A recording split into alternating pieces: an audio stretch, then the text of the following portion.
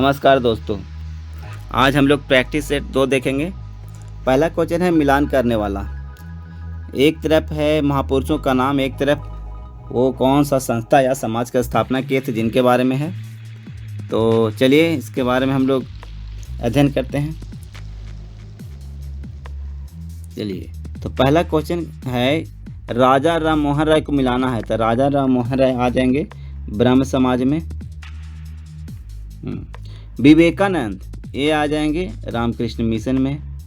दयानंद सरस्वती आर्य समाज में। एम.जी. रानाडे प्रार्थना समाज में।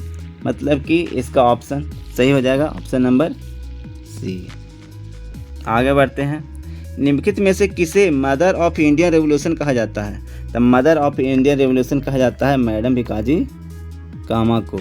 यही स्टुटगार्ट में सबसे पहले तिरंगा फहराई थी यही, और इन्हें भारतीय क्रांति की जननी भी कहा जाता है। किन्हें? मैडम भिकाजी कामा को। एनी बेसेंट है ना, ये ऑप्शन नंबर बी। ये एनी बेसेंट यही हैं। 1917 में एक कांग्रेस के प्रथम महिला अध्यक्ष के रूप में कार्यभार संभाली थी। चलिए, तो आगे चलते हम लोग क्वेश्चन नंबर 3 पे। निम्नलिखित में से कौन सा बजट भारत का पहला पेपरलेस बजट था? तो भारत का पहला पेपरलेस जो बजट था वो 21-22 में आया था। मतलब ऑप्शन नंबर सी सही है। आगे बढ़ते हम लोग। भारतीय लघु उद्योग विकास बैंक अधिनियम निम्नलिखित में से किस वर्ष पारित किया गया था? तो ये पारित किया गया था दोस्तों 1989 को। यही जो भारतीय लघु उद्योग विकास बैंक है, इसका एक और नाम सिडबी भी है। सिडबी नाम है, जिसका मुख्यालय लखनऊ में है। इसका मुख्यालय है लखनऊ में। चलिए आगे क्वेश्चन नंबर 5 पे। क्वेश्चन नंबर 5 कहता है अधोलिखित में से कौन सी ताम्र पाषाणिक ग्रामीण संस्कृति प्राचीनतम है? तो ये ऑप्शन नंबर ए सही हो जाएगा। इसका सही हो जाएगा ऑप्शन नंबर ए, कायथा संस्कृति। तो ये कायथा संस्कृति है ना, एक तरह से ये जो संस्कृति है जो ग्रामीण संस्कृति थी, और ग्रामीण संस्कृति थी और पूछे कहाँ, तो चंबल नदी के किनारे। चंबल नदी के किनारे। चलिए क्वेश्चन नंबर 6। मौर्य साम्राज्य की स्थापना के पहले समस्त उत्तर भारत विभाग था। तो 16 महाजनपद में था। तो 16 महाजनपद एवं गणराज्य में विभाजित था। ऑप्शन नंबर सी सही है। इनके बारे में थोड़ा जान लीजिए। जो 16 महाजनपद का जो जानकारी मिलता है हम लोग का, वो बौद्ध ग्रंथ अंगुत्तर निकाय और जैन ग्रंथ भगवती सूत्र। इससे पता चलता है कि मौर्य साम्राज्य की स्थापना के समस्त उत्तर भारत जो था वो 16 महाजनपदों में विभक्त था। Question number 7।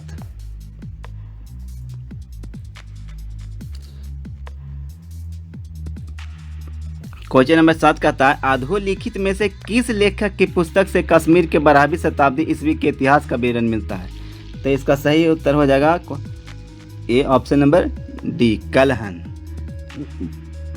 यही कलहन थे जो एक ग्रंथ लिखे हैं राजतरंगिणी, और यही राजतरंगिणी में कश्मीर के इतिहास के बारे में ये बताए हैं। कश्मीर के इतिहास के बारे में ये बताए हैं कौन? कलहन। कौन से पुस्तक में? राजतरंगिणी में। चलिए 8वां देखते हैं हम लोग। दिल्ली के किस सुल्तान ने सिकंदर द्वितीय की उपाधि धारण की थी? तो इसका सही उत्तर हो जाएगा ए, ऑप्शन ए, अलाउद्दीन खिलजी। आगे बढ़ते हैं। सुदर्शन झील का निर्माण किस शासक के शासनकाल में हुआ था? तो हुआ था चंद्रगुप्त के शासनकाल में। क्वेश्चन नंबर 10 पे।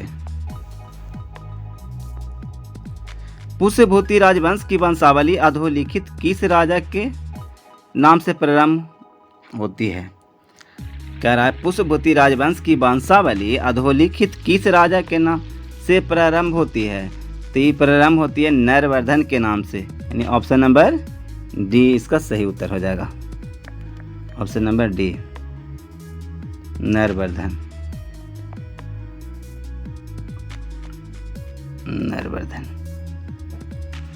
11 में आएंगे हम लोग। निम्नलिखित में से कौन सी गर्म जलधारा है? तो गर्म जलधारा लेब्राडोर, नहीं लेब्राडोर तो ठंडी जलधारा है। क्यूरोसियो, हाँ ये गर्म जलधारा है। कुराइल, ये भी ठंडी जलधारा। कनारी ठंडी जलधारा। मतलब ऑप्शन नंबर बी क्यूरोसियो धारा है, ये गर्म जलधारा। अब जानते हैं आप लोग की जो गर्म जलधाराएं होती हैं वो भूमध्य रेखा से कहाँ, ध्रुवों की ओर चला करती है, ध्रुवों की ओर चला करती है। कौन सी रेखा, कौन सा धारा? गर्म जलधारा। क्यूरोसियो है जो गर्म जलधारा है और ये भूमध्य रेखा से ध्रुवों की ओर चला करती है। और ये जो क्यूरोसियो है ये जापान की धारा है। और इसे एक और नाम है, इसे काली धारा भी बोलते हैं, इसे काली धारा बोलते हैं। और लोकेशन की बात किया जाए तो जो जापान को जो उत्तर प्रशांत जो महासागर का क्षेत्र है उसी में ही चला करती है क्यूरोसियो जलधारा। आगे बढ़ते हैं हम लोग 12 पे। निम्नलिखित में से कौन सा परिवहन का सबसे सस्ता साधन है? 12 नंबर में रेल, सड़क, वायु, जल। तो इसमें हो जाना चाहिए डी, मतलब जल परिवहन सबसे सस्ता है। रेल भी नहीं होगा, सड़क भी नहीं होगा, वायु भी नहीं होगा, जब भी होगा तो जल परिवहन। चलिए ठीक है, आगे बढ़ते हैं। निम्नलिखित में से कौन सा पर्यटन अभिकर्ता बालिका स्तूपों के निर्माण के लिए उत्तरदायी है? तो बालिका स्तूपों के निर्माण के लिए तो पवन ही होना चाहिए। ऐसे भी नदी वगैरह में देखते होंगे कि अगर थोड़ा सा भी एक जगह पे थोड़ा सा बालू जमा हो गया तो हवा चलती है, तो हवा अपने साथ जो बालू को उड़ा के ले जाती है, तो वहीं जो थोड़ा सा ऊंचा वाला क्षेत्र होता है वहीं जमा होते होते एक टीला की तरह बन जाता है, उसी को बोलते हैं बालू टिब्बा। बालू टिब्बा मतलब इसका सही है ऑप्शन हो जाएगा ऑप्शन नंबर बी पवन। 14 नंबर में जाएंगे हम लोग। तो निम्नलिखित में से कौन सी पृथ्वी के वायुमंडल की सबसे निचली परत है? तो वायुमंडल की सबसे निचली परत तो इसमें क्षोभ मंडल हो जाएगा। सब जितना भी जीवन की क्रियाएं हम लोग करते हैं सब तो ही होती है क्षोभ मंडल में ही होती हैं। आगे बढ़ते हैं हम लोग 15 नंबर में। निम्नलिखित में से कौन से ताप व्युत्क्रम के लिए आदर्श स्थितियां हैं? निम्नलिखित में से कौन से ताप व्युत्क्रम के लिए आदर्श स्थितियां हैं? मतलब कि इसमें होना चाहिए बादल युक्त आकाश, शांत एवं स्थिर वायु, शांत एवं स्थिर वायु, शांत एवं स्थिर वायु, शांत एवं स्थिर वायु, दो गो है। और क्या है आगे देखते हैं। अच्छा कूट है, तो इसमें कौन सा सही है देखते हैं।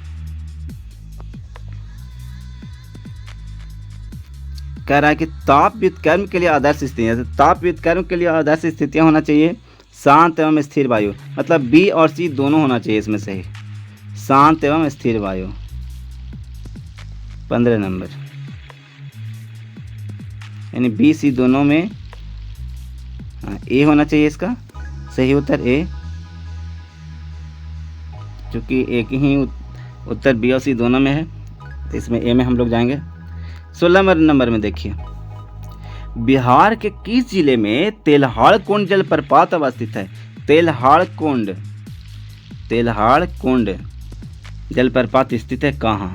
तो इसका सही उत्तर हो जाएगा कैमूर में। कहाँ? कैमूर में।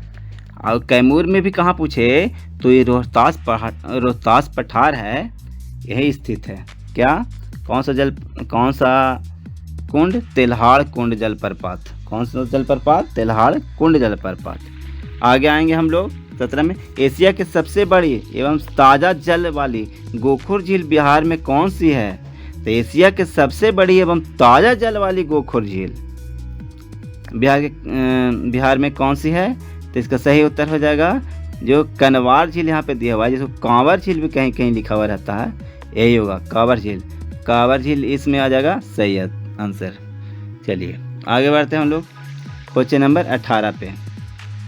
अच्छा एक चीज़ और जानते हैं कांवर झील के बारे में, थोड़ा सा ये भी जान लीजिए कि कांवर झील है ना, ये रामसर स्थल इसको घोषित कर दिया गया है रामसर स्थल जो आर्द्र भूमि का जो क्षेत्र है, रामसर स्थल आर्द्र भूमि का क्षेत्र, इसको कांवर झील को जो बिहार वाला है इसको घोषित कर दिया गया है। आगे 18 नंबर में पृथ्वी की बाह्य परत को कहते हैं। तो पृथ्वी की सबसे बाह्य परत, एकदम सबसे बाहर तो इसे क्या कहते हैं? तो इसको बोलते हैं क्रस्ट बोल सकते हैं इसको, बाह्य परत को, मतलब पपड़ी, यहाँ पे है पपड़ी या क्रस्ट, ये हो जाएगा। अब ये है कि कितना किलोमीटर तक आता है, तो 5 से 70 किलोमीटर तक के ये कहलाता है क्रस्ट, मतलब पपड़ी भी इसको बोलते हैं। 5 से 70 किलोमीटर गहराई में नीचे गोदावरी नदी निकलती है। गोदावरी नदी कहाँ से निकलती है? गोदावरी नदी निकलती है नासिक से। और गोदावरी नदी के बारे में थोड़ा सा जान लीजिए कि यही है ना जिन्हें दक्षिण की गंगा भी कहा जाता है। गोदावरी नदी को दक्षिण की गंगा भी कहा जाता है। और दक्षिण के पठारी जो क्षेत्र है दक्षिण में, उसका सबसे बड़ी नदी यही है। और दक्षिण की गंगा से भी इन्हें जाना जाता है गोदावरी नदी को। कहाँ से निकलती है? नासिक। नासिक कहाँ? महाराष्ट्र में। 20 नंबर में देखिए, 20 नंबर कहता है कि स्वेज नहर जोड़ती है। तो स्वेज नहर जोड़ती है लाल सागर के अरब सागर से? नहीं। भूमध्य सागर लाल सागर से? हाँ, 20 सही आंसर। आगे बढ़ते हैं। इसके बारे में ये भी नहीं तो जान ही लीजिए कि जो स्वेज नहर है ना, ये 1869 में इसमें जहाज़ों के लिए इसे खोल दिया गया था। 1869 में इसे स्वेज नहर को किसको जोड़ती है? भूमध्य सागर से लाल सागर को। 21 नंबर देखिए, निम्नलिखित में से कौन सा संविधान के 73वें संशोधन में सम्मिलित है? तो 73वें संशोधन, तो 73वें संशोधन हो जाएगा यही जिला पंचायत। ठीक है, जिला पंचायत सही है, क्षेत्र पंचायत ये भी सही है, ग्राम पंचायत ये भी सही है, नगर निगम नहीं, ये सही नहीं है। मतलब कि ABC ऑप्शन में ए देखिए, ABC सही है 21 नंबर। चलिए 22 में हम लोग आएंगे। तो 22 कहता है भारतीय संविधान के अनुसार निम्न में से किसे अपशिष्ट शक्तियां प्रदान की गई हैं? मतलब अपशिष्ट शक्ति किसके पास होती है? तो अपशिष्ट शक्ति जो भी देखिए केंद्र या राज्य जिस पे बनाना था अपना कानून बना लिया, लेकिन अगर ऐसा शक्ति रहे अपशिष्ट जो किसी को प्राप्त ना हो, तो ऑटोमेटिक वो शक्ति प्राप्त हो जाता है केंद्र को। ठीक है, अपशिष्ट शक्तियाँ वही, ऐसे जानिए कि अपशिष्ट शक्तियाँ वह शक्तियाँ होती है जिसका वर्णन, जो केंद्र में जो कह रहा है कि अपशिष्ट शक्तियाँ वह शक्तियाँ होती हैं जिसका वर्णन संविधान के 9वीं अनुसूची में नहीं होता है। 9वीं अनुसूची में नहीं होता है, उसी को बोलते हैं अपशिष्ट शक्तियाँ, है ना। अब ये अपशिष्ट शक्तियाँ है ना, ये कनाडा से लिया गया है। जो अपशिष्ट शक्तियाँ केंद्र के पास होगा, ये कहा गया है कनाडा के संविधान में, वहीं से भारतीय संविधान में ये लिया गया है। लेकिन वही अमेरिका की बात किया जाए ना, तो अमेरिका में ये सब नहीं है। अपशिष्ट शक्तियाँ यहाँ राज्यों के पास होती है, लेकिन भारत में, कनाडा वगैरह में अपशिष्ट शक्तियाँ केंद्र के पास होती हैं। तो हम लोग आगे बढ़ते हैं क्वेश्चन नंबर 23 पे।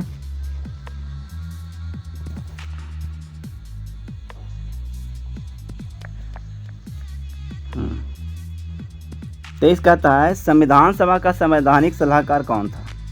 तो देखते हैं कौन कौन थे संविधान सभा के संवैधानिक सलाहकार कौन कौन थे। तो ए है KM मुंशी, ए है KM मुंशी, और तो ई तो थे, KM मुंशी तो थे। अच्छा, BN राव, तो BN राव संविधान सभा के सलाहकार में थे? तो नहीं, BN राव तो नहीं थे। राजेंद्र बाबू थे? तो हाँ, राजेंद्र बाबू थे, ये तो है ये थे। के सुलियाराव थे? के सुलियाराव तो संवैधानिक सलाहकार थे, मतलब कि doctor BN Rao, sorry, doctor B N Rao थे, लेकिन के मुंशी राजेंद्र बाबू और सुलिया राव ये सब संवैधानिक सलाहकार नहीं थे। सदस्य थे लेकिन संवैधानिक सलाहकार नहीं थे। सलाहकार कौन थे? Doctor B N Rao. आगे बढ़ते हम लोग 24 में। भारतीय संसद की सबसे बड़ी समिति कौन सी है? ध्यान से देखिएगा, इसको बहुत इंपॉर्टेंट क्वेश्चन है। भारतीय संसद की सबसे बड़ी समिति पूछ रहा है। तो सबसे बड़ी समिति, तो सबसे पहले जानेंगे कि किसमें कितना होती है, उसके बाद पता चलेगा ना। तो एक है कार्य मंत्रणा समिति, प्राक्कलन समिति, सार्वजनिक उपक्रम समिति और लोक लेखा समिति। हाँ, इसका सही ऑप्शन होना चाहिए ऑप्शन नंबर बी, प्राक्कलन समिति, क्योंकि प्राक्कलन समिति में 30 सदस्य होते हैं। प्राक्कलन समिति में 30 सदस्य होते हैं। सार्वजनिक उपक्रम समिति में 22 सदस्य होते हैं, 22 गो, और लोक लेखा में भी होता है 22 गो। ये जो तीनों है ना, प्राक्कलन समिति, सार्वजनिक उपक्रम समिति और लोक लेखा समिति, ये तीनों है, ये तीनों लोकसभा के अस्थायी वित्तीय समितियां होती हैं। लोकसभा के अस्थायी वित्तीय समितियां होती हैं ये तीनों। कौन कौन? प्राक्कलन समिति, सार्वजनिक उपक्रम समिति और लोक लेखा समिति। 25 नंबर, लुक ईस्ट पॉलिसी का एक्ट ईस्ट पॉलिसी में परिवर्तन हुआ। लुक ईस्ट पॉलिसी का एक्ट ईस्ट पॉलिसी में परिवर्तन हुआ, कब हुआ? तो इसका सही उत्तर हो जाएगा नवंबर 2014 में। नवंबर 2014 में जब बीजेपी की सरकार बन गई थी तब। चलिए आगे बढ़ते हैं हम लोग 26 में। उत्तर प्रदेश जमींदारी उन्मूलन और भूमि सुधार अधिनियम 1950 अंतर्निहित है। इसका सही उत्तर हो जाएगा 9वीं अनुसूची, मतलब ऑप्शन नंबर सी। 27 देखेंगे, हमारे संविधान में मूल कर्तव्य कब लाया गया था? तो वही मूल कर्तव्य लाया गया था स्वयंसिद्ध समिति, याद कीजिए, सरदार स्वयंसिद्ध समिति के सिफारिश पे। ये मूल कर्तव्य है जो भारतीय संविधान में जोड़ा गया था 1976 में। वो जोड़ा गया था 1976 में, जो 42वें संविधान संशोधन द्वारा जोड़ा गया था। कौन से, किनके सिफारिश पे? तो सरदार स्वयंसिद्ध समिति के सिफारिश पे जोड़ा गया था मूल कर्तव्य। किस में? भारतीय संविधान में। कब? 1976 में। चलिए अनुच्छेदों जान लीजिए। तो अनुच्छेद 51 के काम में के को जोड़ा गया था? टोटल 10 गो। बाद में फिर एक और बढ़ा दिया गया, +1 कर दिया गया। अब टोटल हो गया 11 गो। मूल कर्तव्य 11 गो। और मूल कर्तव्य लिया कहाँ से गया है? तो मूल कर्तव्य लिया गया है रसिया से। रसिया से लिया गया है। और यही अगर अधिकार की बात करता तो लिया गया है यूएसए से, यूनाइटेड स्टेट ऑफ अमेरिका से लिया गया है मौलिक अधिकार। यूएसए से मौलिक अधिकार। और मूल कर्तव्य कहाँ से?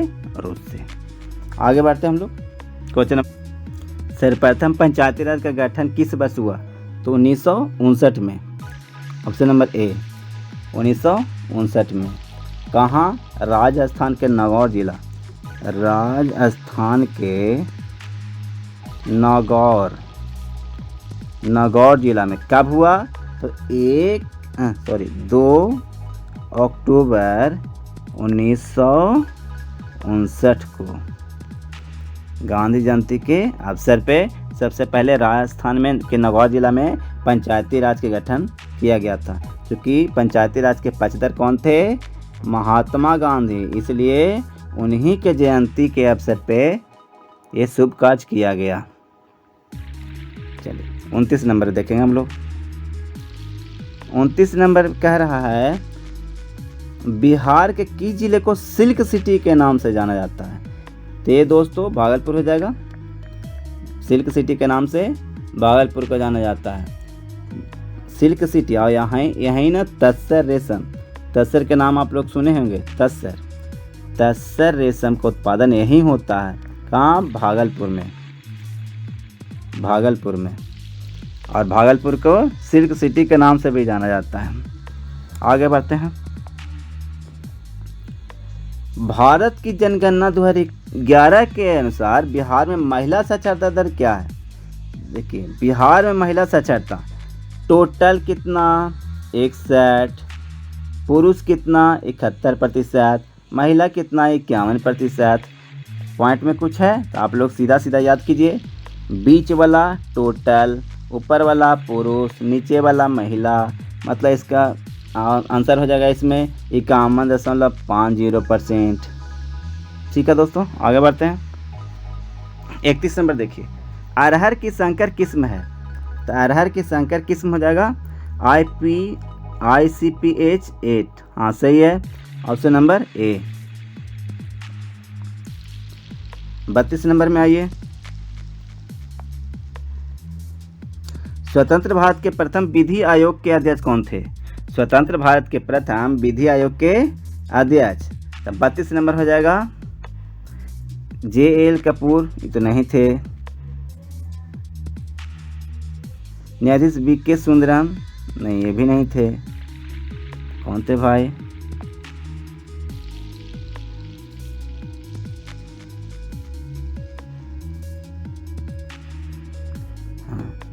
न्यायाधीश TV वेंकटरामा अय्यर, नहीं ये भी नहीं। श्री MC सेतलवाद, हाँ MC सेतलवाद थे। इसका सही आंसर हो जाएगा ऑप्शन नंबर डी। मतलब यही थे जो स्वतंत्र भारत के प्रथम विधि आयोग के अध्यक्ष थे। स्वतंत्र भारत के प्रथम विधि आयोग के अध्यक्ष कौन थे? श्री MC सेतलवाद थे। आगे देखते हैं हम लोग।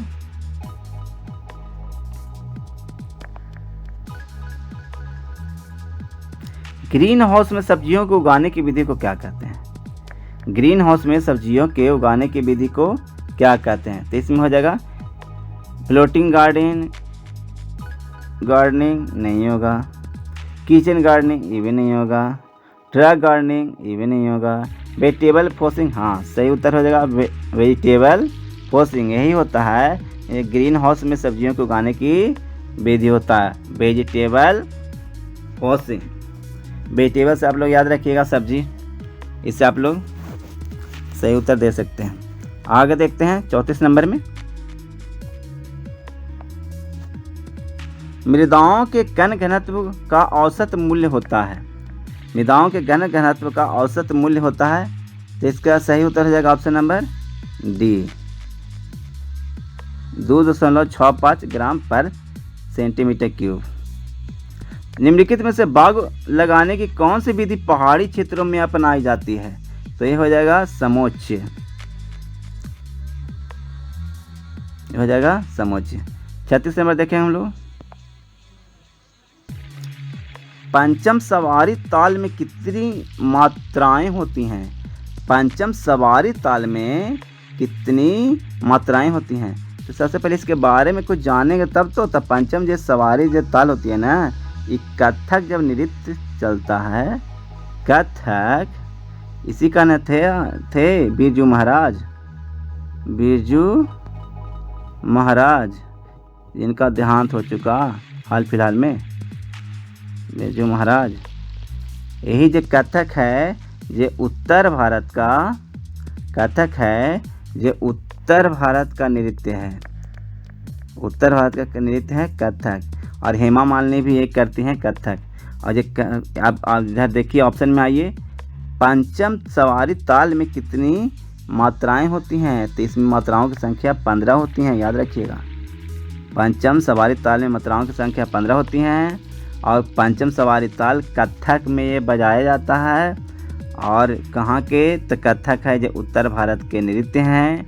बिरजू महाराज इन्हें करते थे, मतलब इनके बिरजू महाराज नृत्य करते थे, कौन सा? तो कथक करते थे। चलिए आगे बढ़ते हैं हम लोग। 37 नंबर देखिए। 37 नंबर कह रहा है वंदे भारत, वंदे मातरम देश गान के रचयिता कौन है? तो वंदे मातरम के हैं बंकिम चंद्र चटर्जी। राग भैरव का गायन समय क्या है? तो राग भैरव का गायन समय है प्रातः काल। अब कितना से कितना बजे?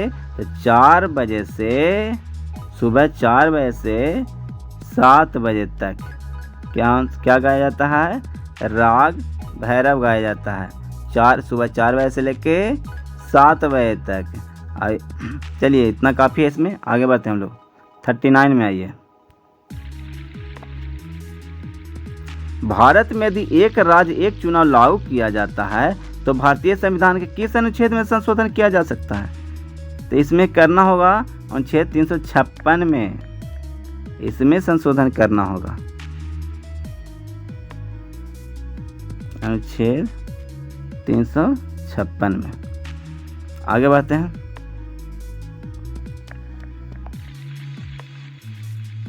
चालीस नंबर देखिए। विशिष्ट मृदा में मृदा वर्ग कणों की अपेक्षिक अनुपात को क्या कहते हैं भाई? तो इसका सही उत्तर हो जाएगा मृदा कणाकार। मृदा कणाकार, ऑप्शन नंबर ए। ओलंपिक खेलों का आदर्श वाक्य क्या है? तो ओलंपिक खेलों का आदर्श वाक्य है आल्टियस सिटियस फोर्टियस।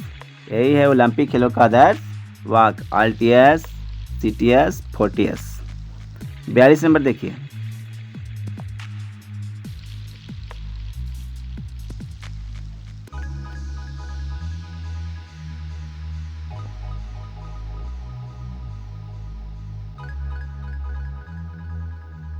निम्नलिखित में से कौन अर्जुन पुरस्कार विजेता है?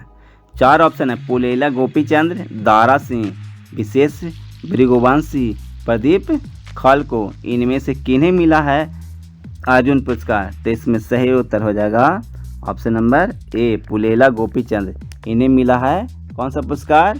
तो अर्जुन पुरस्कार। मनोरंजन कितने प्रकार के होते हैं? तो मनोरंजन होते हैं, मनोरंजन 5 प्रकार के होते हैं। मनोरंजन कितने प्रकार के होते हैं दोस्तों?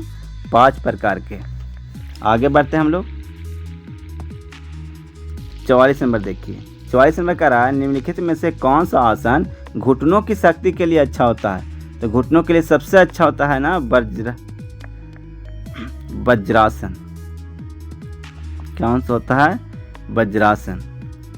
इसमें से कौन सा आसन घुटनों की शक्ति के लिए होता है? वज्रासन। प्रथम राष्ट्रीय खेल विश्वविद्यालय कहाँ खोला गया? तो प्रथम राष्ट्रीय खेल विश्वविद्यालय खोला गया, तो इसका सही उत्तर हो जाएगा ऑप्शन नंबर मणिपुर, मतलब बी में। आगे बढ़ते हैं। और यही राष्ट्रीय खेल विश्वविद्यालय है ना, ये केंद्रीय विद्यालय है। ये मोदी जी इनका उद्घाटन किए थे मणिपुर में।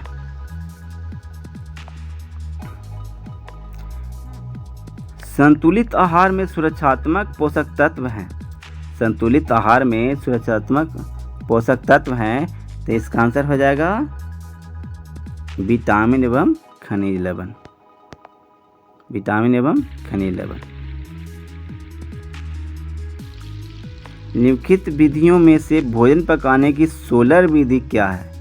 भोजन पकाने की सोलर विधि कह रहा है, तो तलना नहीं, सेकना नहीं, भूनना ये भी नहीं, उबालना सही है। क्या होगा? उबालना। भोजन पकाने की सोलर विधि उबालना।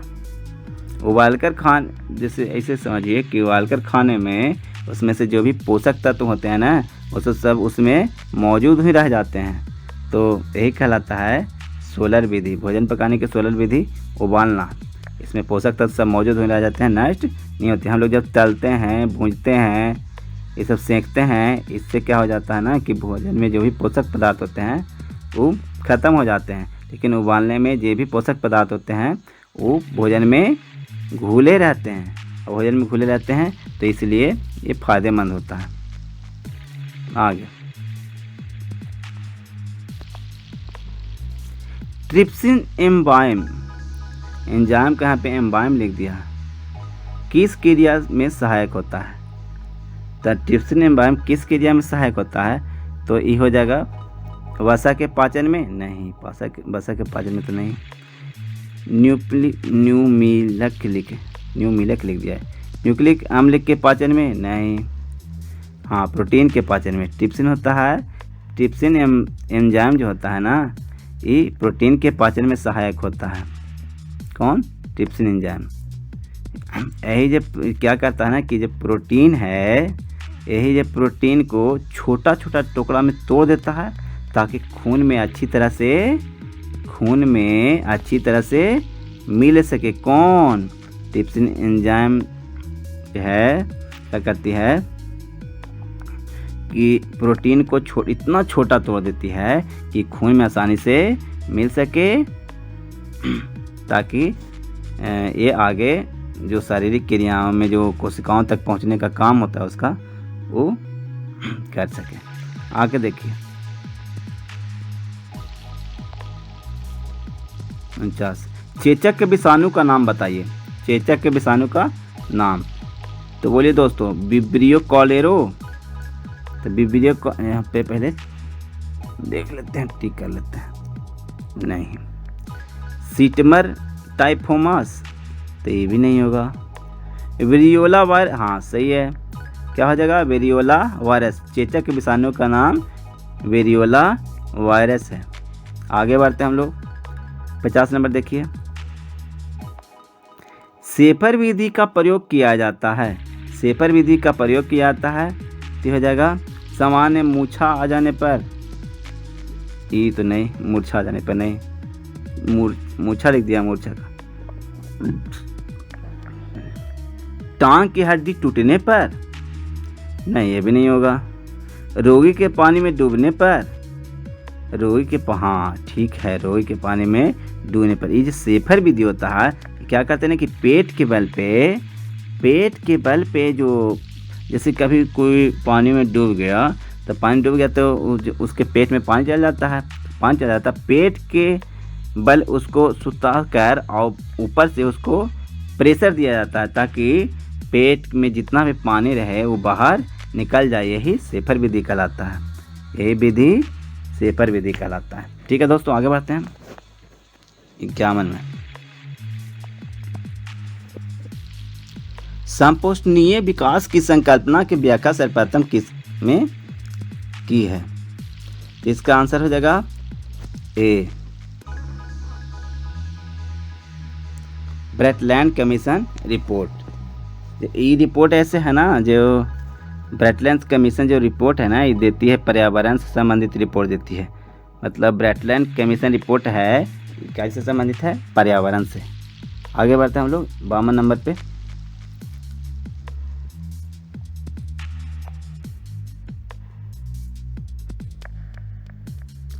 निम्नलिखित में से किसे भारत का राष्ट्रीय जलीय जीव कहा जाता है?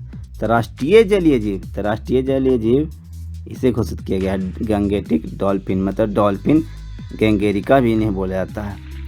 इन्हें घोषित किया गया, भारत का राष्ट्रीय जलीय जीव घोषित किया गया है।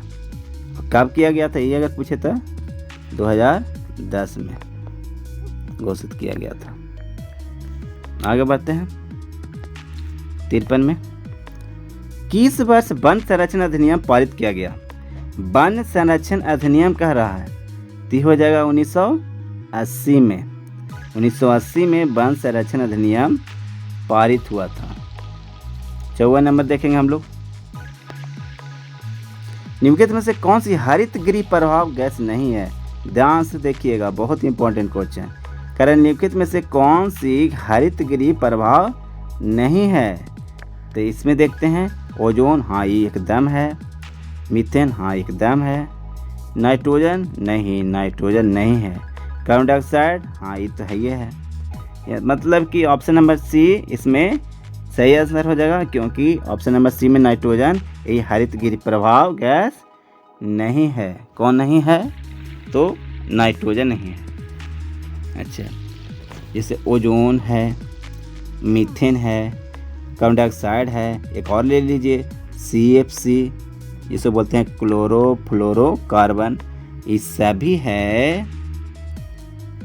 है जो क्या है, ये सभी ग्रीन हाउस प्रभाव उत्पन्न करने वाली गैसें हैं। और इसी के चलते जो टेम्परेचर है, वैश्विक तापमान बढ़ा है और बढ़ने से बहुत सारे दिखते हैं।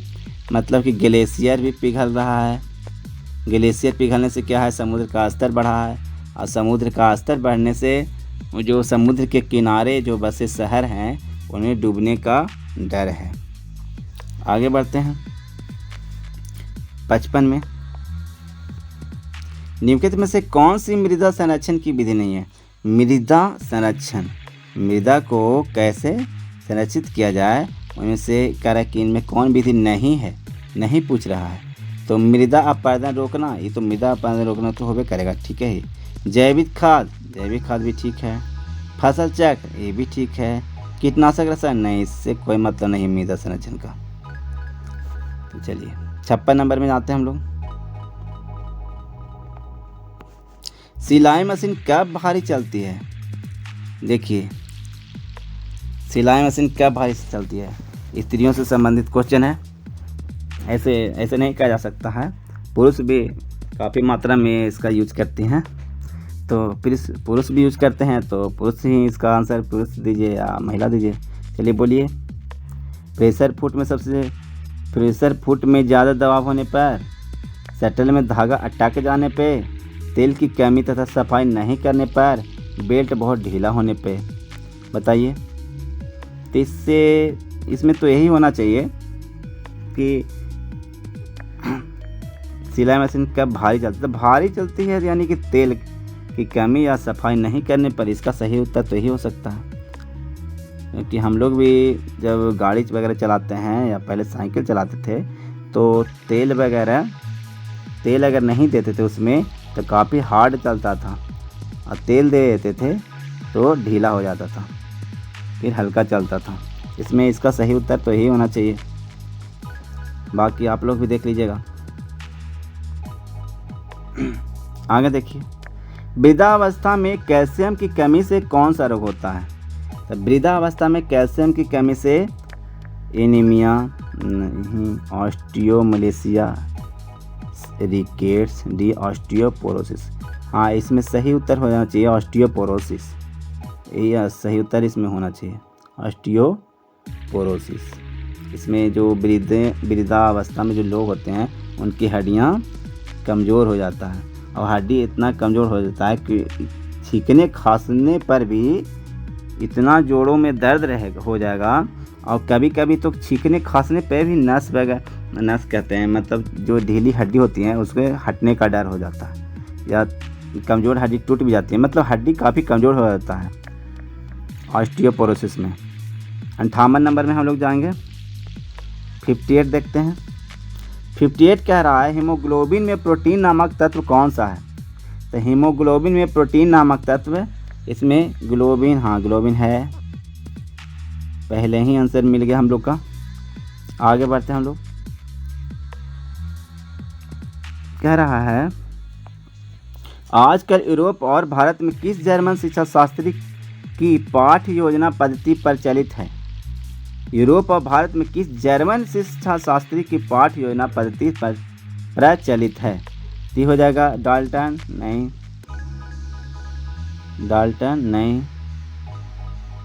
हर्बर्ट, हाँ हर्बर्ट का। आगे बढ़ते हैं। योजना विधि आधारित है, योजना विधि आधारित है। योजना विधि मतलब ऐसे भी समझिए, योजना विधि का ऐसे भी बोला जाता है, इसको शिक्षण की नवीन विधि इसको बोलते हैं, शिक्षण की नवीन विधि, शिक्षण की नवीन विधि, यही योजना विधि कहलाती है। तो बताइए, देखने पर इनमें से कोई नहीं, करके सीखने पे, सुनने पे नहीं, यानी कि प्रैक्टिकली एकदम करके सीखने पे ज़्यादा दिन तक याद रहता है, और यही शिक्षण की नवीन विधि भी है, करके सीखने पे, मतलब प्रैक्टिकली एकदम। यही योजना विधि आधारित है किस पे? तो करके सीखने पे, याद रखिएगा शिक्षक साथी, इसको एकदम याद रखें, योजना विधि आधारित है करके सीखने पे। 61 नंबर में हम लोग जाते हैं।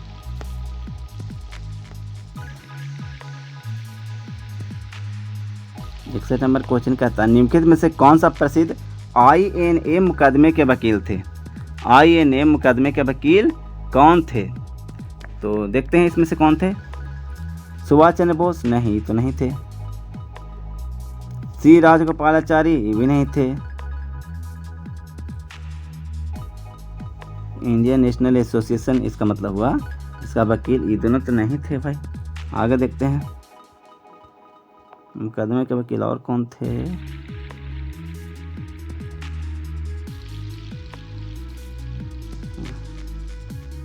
आसफ अली, हाँ मिल गया, यही थे, आसफ अली थे, आसफ अली थे। भोलाबाई देसाई ये भी थे, ये दोनों थे। अब देखिए बचाव पक्ष की तरफ से ये लोग थे। जो INA मुकदमा हुआ था इसमें वकील पक्ष, जो वकील इधर से लड़े थे भारतीयों की तरफ से बचाव पक्ष में, वो बचाव पक्ष में आसफ अली थे, भोलाबाई देसाई थे, काटजू थे, कैलाशनाथ काटजू इनका पूरा नाम है, कैलाशनाथ काटजू ये थे वकील। और कौन थे तो तेग बहादुर सप्रू भी थे, तेग बहादुर सप्रू, ये सब थे।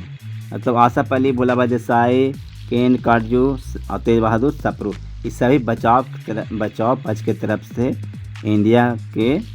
इंडियन लोग जो INA के सदस्य थे उनको जो मुकदमा हुआ था उनके तरफ से वकील के रूप में ये सब लड़े थे। तो आगे बढ़ते हैं।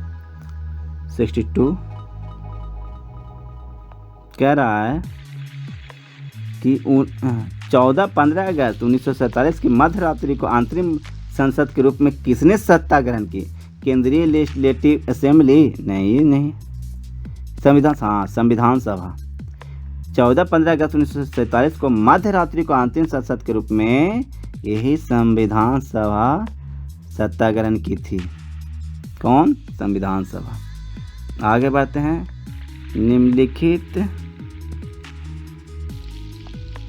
निम्नलिखित में से आज़ाद हिंद फौज के किस अधिकारी ने लाल किले पर चलाए गए मुकदमे का सामना नहीं किया था?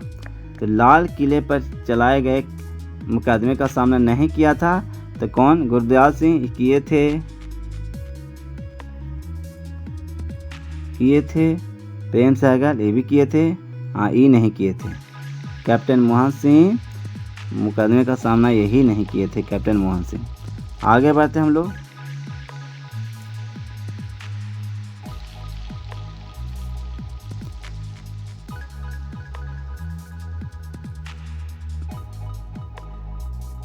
एक और क्वेश्चन। 14-15 अगस्त 1947 की मध्य रात्रि केंद्रीय असेंबली में इकबाल का गीत हिंदुस्तान हमारा और जन गण मन किसने गाया? इकबाल के जो गीत है हिंदुस्तान हमारा और जन गण मन ये गाए थे यही सुचेता कृपलानी गाए थे।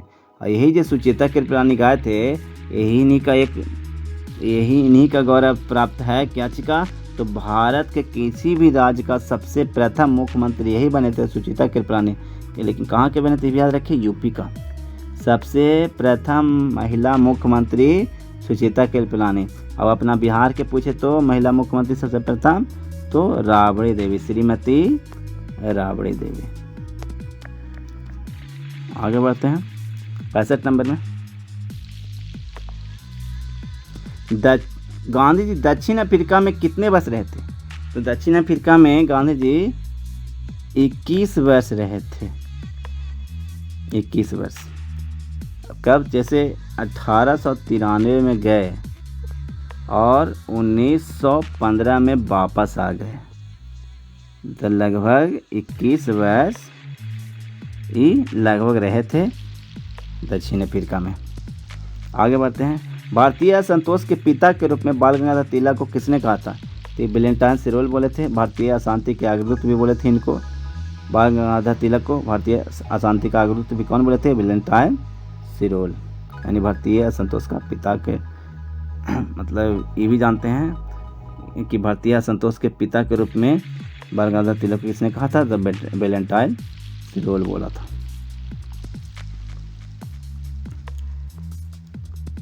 सुभाष चंद्र बोस के पूर्व INA का कमांडर कौन था?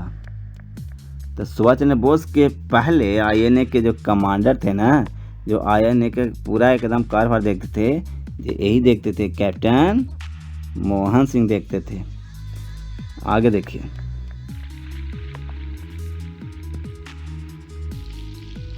निम्नलिखित कथनों पर विचार कीजिए तथा नीचे दिए गए कोट में सही उत्तर चुनिए।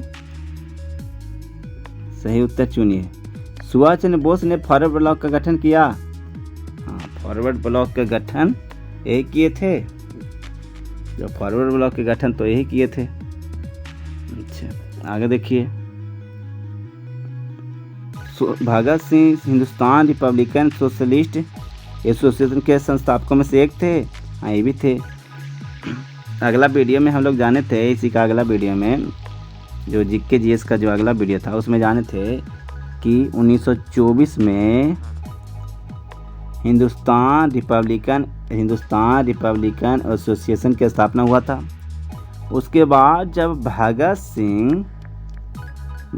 सिंह और चंद्रशेखर आज़ाद ये भी सम्मिलित हुए यही एसोसिएशन में, तो इसका नाम बदल के अब इसमें सोशलिस्ट शब्द जोड़ दिया गया, हिंदुस्तान रिपब्लिकन सोशलिस्ट एसोसिएशन जोड़ दिया गया जब भगत सिंह और चंद्रशेखर आज़ाद आए। मतलब इसको सुभाष चंद्र बोस ने फॉरवर्ड ब्लॉक की स्थापना किया, सही है। Bhagat Singh Hindustan Republican Socialist Association के संस्थापकों में से एक थे, ये भी सही है। मतलब ये हो जाएगा सी, 1 और 2 दोनों सही है। आगे बढ़ते हैं।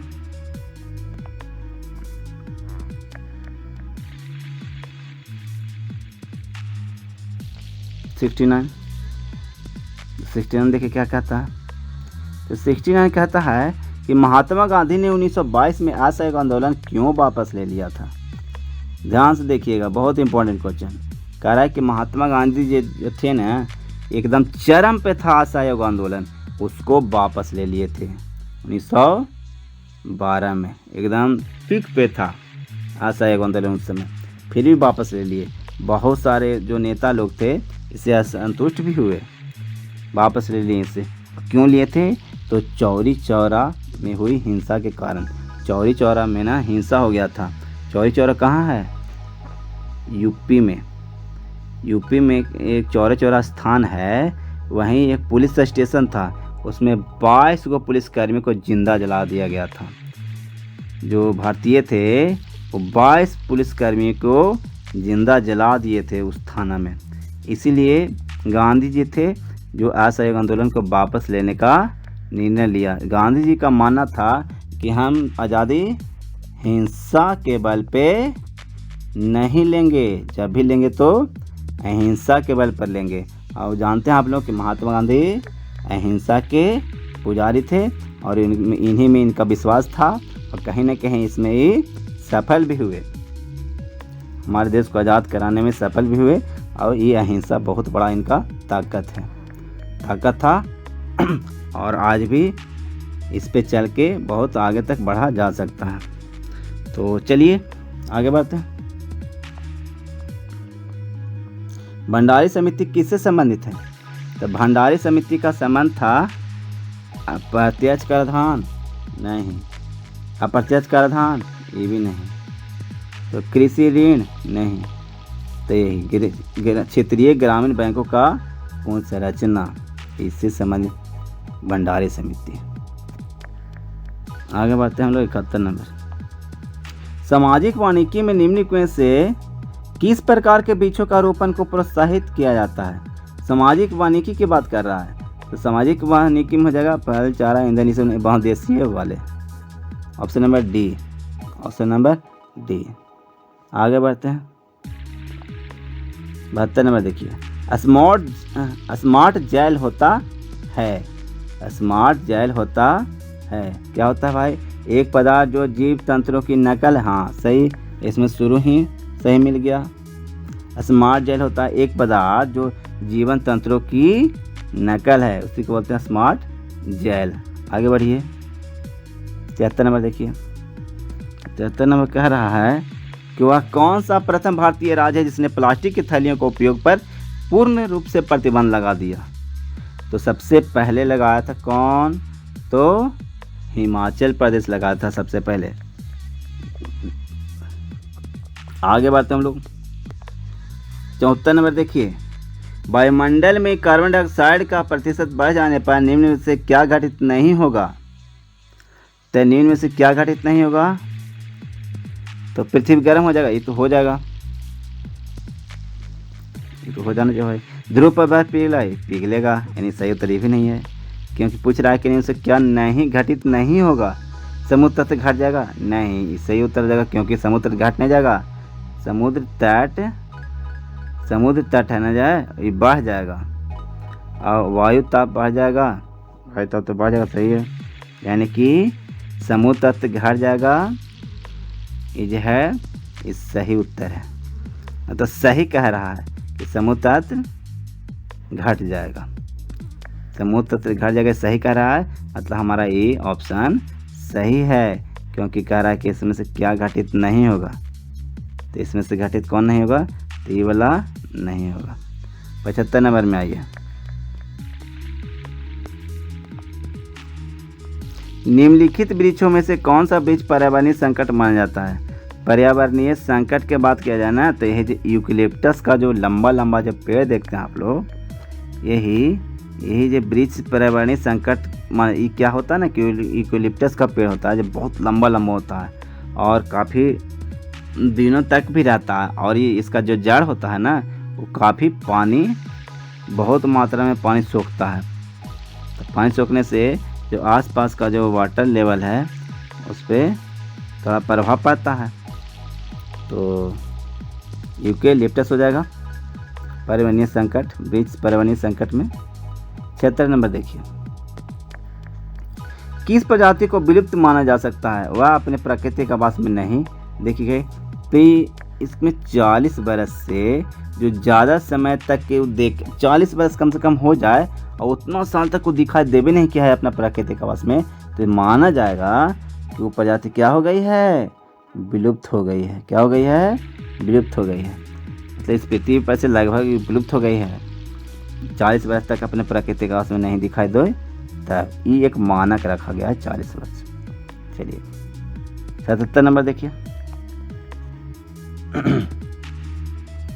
मानव जनित पर्यावरणीय प्रदूषक कहलाते हैं। मानव जनित पर्यावरणीय प्रदूषक कहलाते हैं परजैविक, प्रतिजैविक, ह्यूमेलिन, एनजेसिक। ती होना चाहिए ह्यूमेलिन, होना चाहिए ह्यूमेलिन होना चाहिए इसका सही उत्तर। पेयजल में संख्या प्रदूषक सर्वाधिक है। पेयजल में संख्या प्रदूषक सर्वाधिक है कहाँ, चेन्नई में नहीं, कानपुर में, हाँ कानपुर में। आगे बढ़िए, शहरीकरण के बढ़ते स्तर के अनुसार बिहार के निम्न जिलों का सही क्रम है। तो सबसे ज़्यादा शहरीकरण बढ़ रहा है पटना में, यानी कि ऑप्शन ए या डी होगा। ऑप्शन ए होवे चाहे डी होवे, क्योंकि पटना होगा पहला में, फिर मुंगेर होगा कि नालंदा, तो मुंगेर, यानी ऑप्शन ए सही उत्तर है। आगे बढ़ेंगे हम लोग 18 में, क्वेश्चन नंबर 80 देखेंगे। तो 80 में कह रहा है कि औद्योगिक मलबे से सर्वाधिक रासायनिक प्रदूषण होता है। चमड़ा उद्योग से, कागज उद्योग से, रेयन उद्योग से, वस्त्र उद्योग से। इसमें तो होना चाहिए चमड़ा उद्योग से ही होना चाहिए इसमें सही। ऑप्शन ए होना चाहिए, इस सबसे ज़्यादा प्रदूषण फैलता है चमड़ा उद्योग से।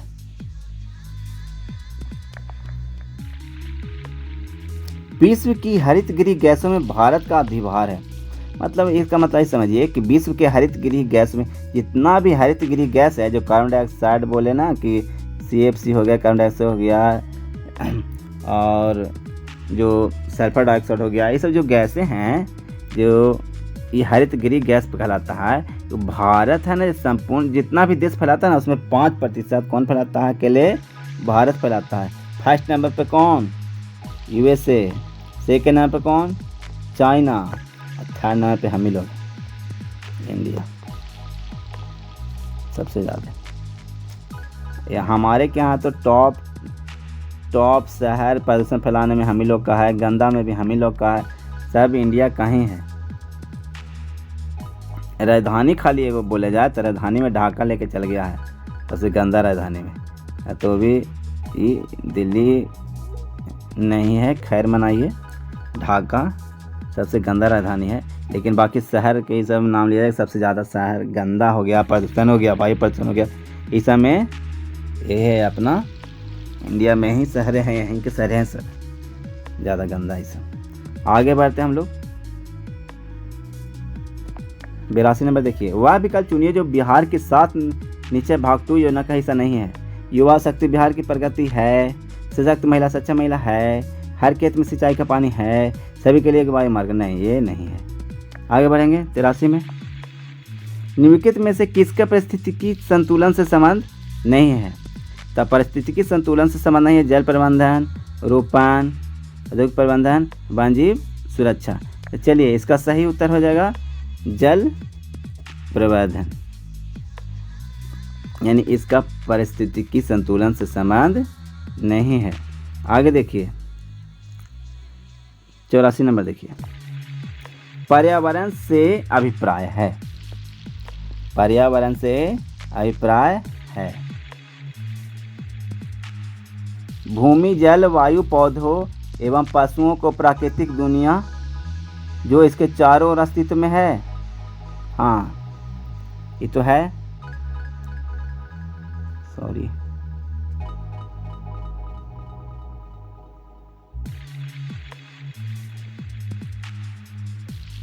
उन सभी दशाओं का योग जो व्यक्ति को एक समय बिंदु पर घेरे हुए होती है।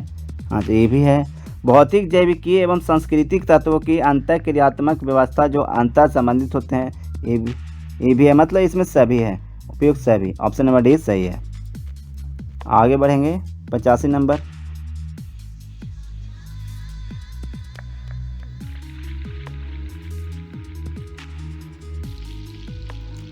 देखिए, पर्यावरण अपकर्ष से अभिप्राय है। पर्यावरण अपकर्ष से अभिप्राय है, पढ़ेंगे इसमें स्वरूप से, पर्यावरणीय गुणों का पूर्ण रूप से निम्नीकरण, मानवीय क्रिया, ये तो सही हो गया, मानवीय क्रियाकलापों से विपरीत परिवर्तन लाना, ये भी सही हो गया, पारिस्थितिकीय विभिन्नता के परिणाम स्वरूप पारिस्थितिकीय असंतुलन, पारिस्थितिकीय असंतुलन कह रहा है, मतलब ये भी सही है, मतलब उपयुक्त में सभी, इसका आंसर भी हो जाएगा यही। अब देखिए 86, भूकंपीय उष्मन की आशंका किसकी बढ़ती हुई सांद्रता के कारण से बढ़ रही है। भूमंडलीय उष्मन की आशंका किसकी बढ़ती हुई सांद्रता के कारण बढ़ रही है, तो इसका सही उत्तर तो यही होना चाहिए, option number ozone, nitrous oxide, sulphur dioxide, carbon dioxide. आगे बढ़ेंगे, किसी जल क्षेत्र में बीओडी की अधिकता संकेत देती है कि उसका जल, सबसे पहले एक देखिए बीओडी आया है, बीओडी के बारे में थोड़ा सा समझ लीजिए। ये जो बीओडी है ना, ये बायोलॉजिकल ऑक्सीजन डिमांड भी इसको बोलते हैं। B for biological, O for oxygen, D for demand. यही जो होता है ना, जो जल प्रदूषण मापने में इसी का यूज होता है कि इसमें कितना मतलब ऑक्सीजन है। ऑक्सीजन की मात्रा अगर कम है तो समझेंगे कि जल प्रदूषित है, शुद्ध नहीं है, यानी कि जल के शुद्धता इससे मापा जाता है, जल कितना प्रदूषित है। ये BOD एक तकनीक है, इसी से इसको मापा जाता है। चलिए अच्छा, यहाँ पे आप देखिए ऑप्शन में, किसी जल क्षेत्र में BOD की अधिकतम संकेत देती है कि उसका जल क्या हो गया है, खनिज प्राप्त कर रहा है, नहीं गैस प्राप्त कर रहा है, सीवेज से प्रदूषित हो रहा है। 87 के नंबर में सबसे अच्छा तो हो जाएगा यही कि सीवेज से प्रदूषित हो रहा है। आगे देखेंगे हम लोग, सीवेज मतलब नाला, पता है ना, नली नाले। धूल प्रदूषण रोकने के लिए उपयुक्त वृक्ष है। धूल प्रदूषण रोकने के लिए उपयुक्त वृक्ष है, बहुत ही इंपॉर्टेंट क्वेश्चन। सीता अशोक, महुआ, पॉपुलर, नीम, नहीं, इसका उत्तर हो जाएगा पॉपुलर, यही जो पॉपुलर है ना, धूल प्रदूषण रोकने के लिए उपयुक्त वृक्ष है पॉपुलर। 89 में आइए, मानवीय जनसंख्या के श्रेष्ठतर जीवन यापन के लिए निम्न में से कौन सा कदम सर्वाधिक महत्वपूर्ण है? 3 तो होना चाहिए। वनरोपण सही है। खनन कार्य पर रोकन,